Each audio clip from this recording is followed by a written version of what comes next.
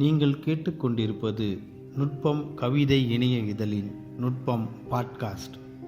கவிதைகள் ரவி அல்லது வாசிப்பது கபிலன். தலைப்பு: புலம்பெயர்ந்த பொறுமை. எம் பறவைகள் சிதறியோடியது, எம் விலங்குகள் விக்கித்து பார்த்தது. குருதி குடித்த நிலம் செய்வதறியாது தவித்தது. இத்தனை வலி, இத்தனை இழப்பு, இத்தனை ஏக்கம், யாவும் ஒரு கனவான இவ்வெருமை. கொதித்தடங்குகிறது ஒவ்வொரு குருதியின் கொதிப்பில் விழும் வியர்வைகள். விதையாக துளிர்த்து விடலாம் மொண்டு குடிக்கும் தாகத் தணிதலின் சுதந்திரமாக எப்பொழுதாவது.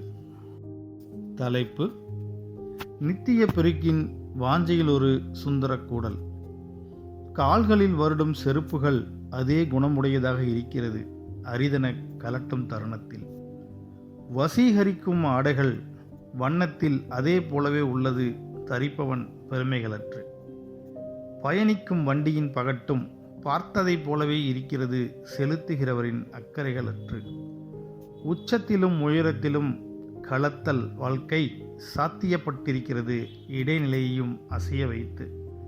கையெழுத்துக்கு காத்திருக்கும் கூட்டம் கௌரவத்தை மறைத்து வாலாட்டுகிறது ஒதுக்கீடுகளின் ஒத்தாசையில். அமர முடியாத இடத்திலெல்லாம் அமர்ந்தாகிவிட்டது அதிகாரம் கயறப்பெற்று வழிகளுக்கு ஒத்திடமிடலாக.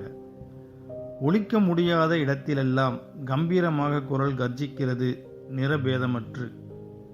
துளி நீராக துய்த்த அதிகாரம் கடந்து பயனாளர்கள் நாடெங்கும் மிகுந்துதான் காத்திருக்கிறார்கள் பயமற்று. நாளை சாத்தியப்படும் நேற்றை விட வீரியம் கொண்டன.